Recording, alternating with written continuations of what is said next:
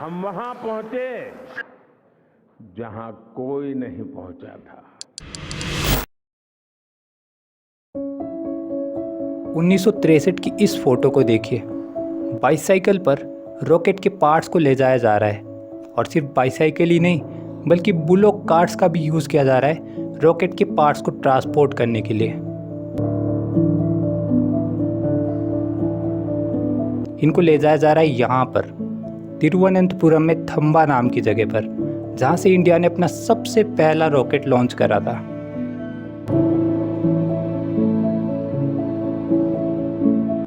वो साल था 1963 और लिटरली हमारे पास इतना भी पैसा नहीं था कि हम रॉकेट को लॉन्चिंग साइट पर पहुंचाने के लिए एक डिसेंट ट्रांसपोर्ट फैसिलिटी का यूज़ कर सके। सो ये था इंडिया इन 1963। अब अगर कोई उस समय कह देता कि 1963 में यहाँ से लेकर हमारा देश 2023 में यहाँ तक पहुँच जाएगा तो नहीं मानता कोई, लेकिन हमने किया, हमारे साइंटिस्ट ने किया, अपनी मेहनत, डेडिकेशन और इंटेलिजेंस से किया। मंजिल दूर तो थी लेकिन ये लगे रहे, सक्सेस, फेलियर, हर चीज़ से सीखा और भेज दिया इंडिया को चांद पर। आज सुबह भारत ने अपने पहले मानव रहित यान चंद्रयान 1 को सफलतापूर्वक भेज दिया। और मंगल पर India has launched its Mars orbiter mission from the Satish Dhawan Space Center. और फिर से चांद पर। आप अपनी स्क्रीन पे देख सकते हैं। चलिए फिर आज की इस वीडियो में एक झलक देखें इस पूरी जर्नी की।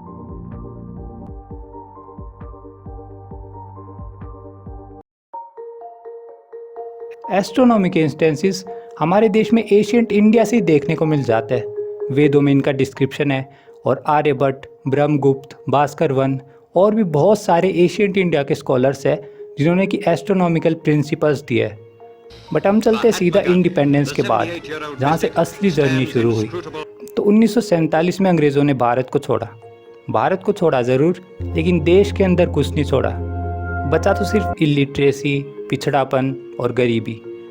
देश के सामने बड़ा चैलेंज था इन सभी प्रॉब्लम्स के रूप में, लेकिन इन सभी के बीच में भी नेहरू ने सोचा कि हाँ, इंडिया को साइंस एंड टेक की फील्ड में कुछ करना चाहिए।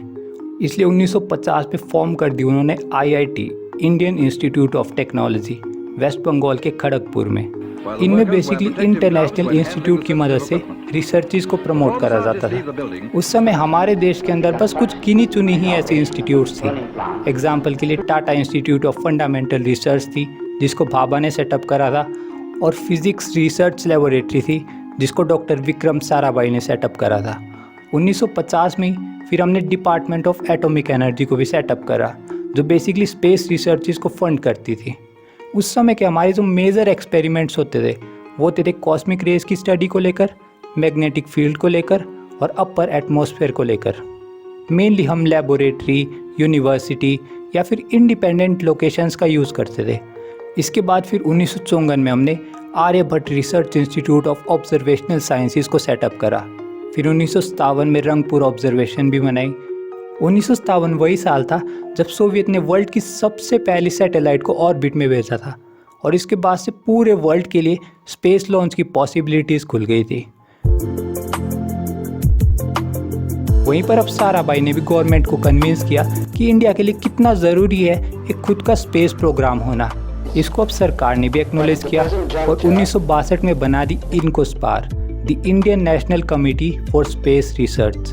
हालांकि खुद से इंडिपेंडेंट नहीं थी, बल्कि डिपार्टमेंट ऑफ एटॉमिक एनर्जी के अंडर थी।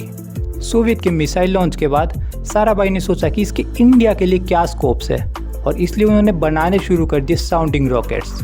साउंडिंग रॉकेट मतलब कि वो रॉकेट जिनको कि हम अपर एटमॉस्फेयर में भेजते हैं, स्पेस रिसर्चिंग और अपर एटमॉस्फेयर की प्रॉपर्टीज़ को एग्जामिन करने के लिए।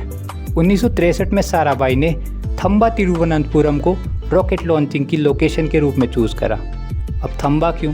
क्योंकि थंबा से पास करती है जियोमैग्नेटिक इक्वेटर लाइन। बेसिकली ये कॉन्सेप्ट है कि इक्वेटर में अर्थ की रोटेशन स्पीड ज़्यादा होती है, जिसकी वजह से और ज़्यादा तेज़ी मिलती है स्पेस क्राफ्ट को। तो थंबा से हमने उड़ाया अपना सबसे पहला रॉकेट। जैसे कि मैंने इंट्रो में भी बताया था कैसे हम बुलोक कार्ट का यूज़ कर रहे थे रॉकेट को ट्रांसपोर्ट करने के लिए।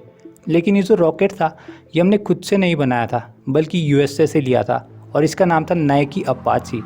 लेकिन इसके बाद हमने खुद का रॉकेट बनाना शुरू करा और 1967 तक बना भी दिया।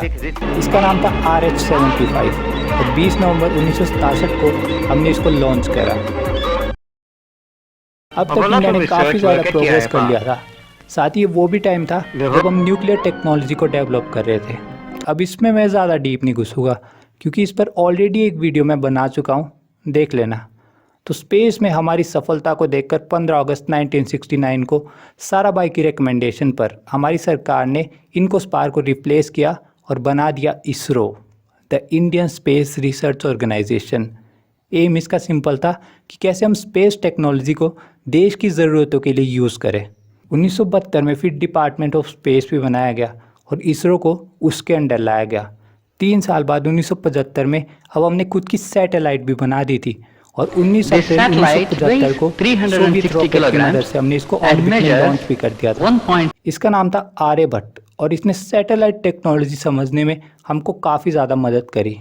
Aryabhat was launched on April 19, 1975. Assembled near Bangalore, it was launched from the Soviet Union.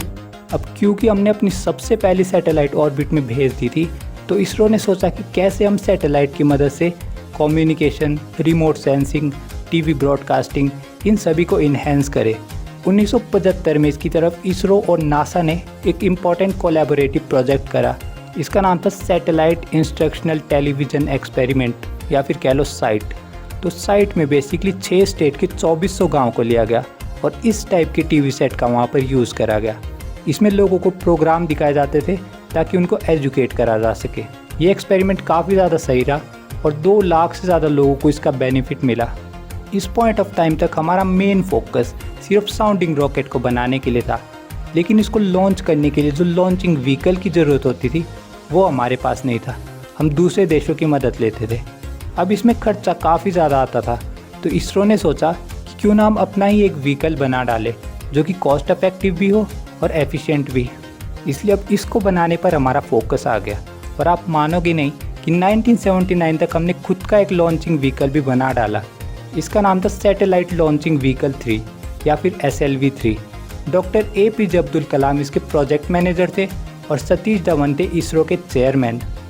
अगस्त 1979 में इसको पहली बार लॉन्च करा गया बट फेल हुए, लेकिन फिर फेलियर पर काम करा और जुलाई 1980 में एक सक्सेसफुल लॉन्च ऑफ SLV-3 जिसने रोहिणी 1 सैटेलाइट को ऑर्बिट में कैरी करा।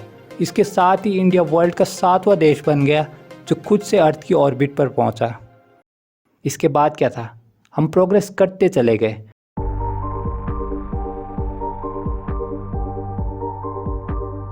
(1982) में इनसेट 1 सैटेलाइट को इसरो ने नासा की हेल्प से लॉन्च करा। इसके बाद साल 1984 इंडिया और सोवियत ने Indo Soviet manned space mission को लॉन्च करा, जिसमें हमारे Indian Rakesh Sharma along with 2 Soviet crew members space में गए और बन गए पहले भारतीय स्पेस में जाने वाले। इसके बाद साल 1987 हमने ASLV को डेवलप करा कुछ ज़्यादा ही हैवी सैटेलाइट्स को भेजने के लिए, लेकिन क्योंकि इसके सक्सेस कम थे और इसकी फेलियर ज़्यादा थी तो इसको डिसकंटिन्यू किया गया और इसकी जगह पर डेवलप करा PSLV, the polar satellite launch vehicle, और इसने लिटरली इंडिया के स्पेस प्रोग्राम को एक अलग ही बूस्ट दे दिया। PSLV की एक खास बात है कि ये वर्सेटाइल है, यानी कि हर टाइप की सैटेलाइट को ऑर्बिट में भेज सकता है और इसका सक्सेस रिकॉर्ड लाजवाब। जुलाई 2023 तक इसने टोटल 59 लॉन्चेस करे हैं और उसमें से 56 लॉन्चेस में इसको सक्सेस मिली है। वैसे इसके नाम पर एक और रिकॉर्ड भी है जो कि मैं आपको बाद में बताऊंगा। बट अभी बात करते हैं साल 2001 की। हमने डेवलप कर ली थी GSLV, the Jio synchronous satellite launching vehicle, कुछ ज़्यादा ही हैवी सैटेलाइट्स को लॉन्च करने के लिए, और 18 अप्रैल 2001 को हमने इसको सक्सेसफुली लॉन्च भी कर दिया। इसके बाद आया साल 2003, चाइना ने अपना सबसे पहला आदमी स्पेस पर भेज दिया।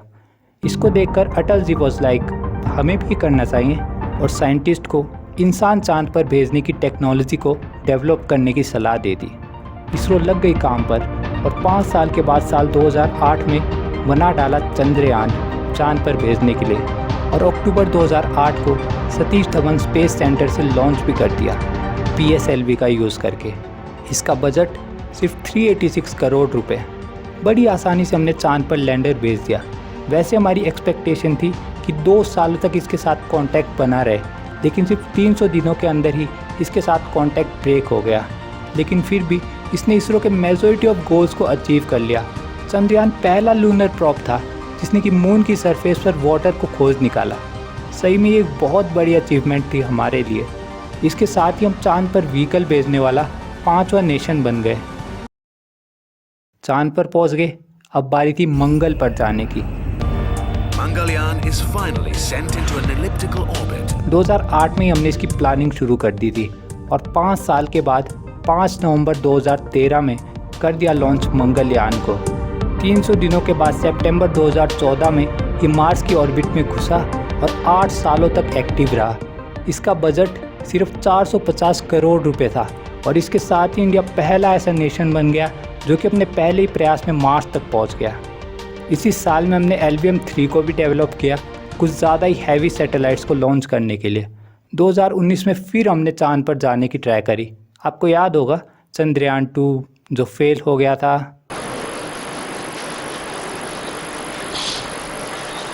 और इस बार तो हमने गजब ही कर डाली। ना सिर्फ चांद पर यान भेजा बल्कि साउथ साइड पर इस बार भेजा जहाँ पर आज तक कोई भी नेशन नहीं भेज पाया है। साथ ही हमने आदित्य L1 स्पेसक्राफ्ट को भी लॉन्च करा जो कि इसरो का पहला मिशन है डेडिकेटेड सन की स्टडी करने के लिए। गगनयान एक और मिशन स्पेस में आदमी भेजने के लिए जो कि 2024 तक प्लान है। तो देखा कहाँ वो 1963 में रॉकेट को बाईसाइकिल पर ले जाने से लेकर और आज 2023 में चांद पर। एक बड़ा सैल्यूट उन सभी साइंटिस्ट को जिनकी मेहनत की वजह से इंडिया आज यहाँ तक पहुँचा है। तो बस आज की वीडियो में बस इतना ही और मिलते हैं फिर अगले वीडियो में एक और मज़ेदार टॉपिक के साथ।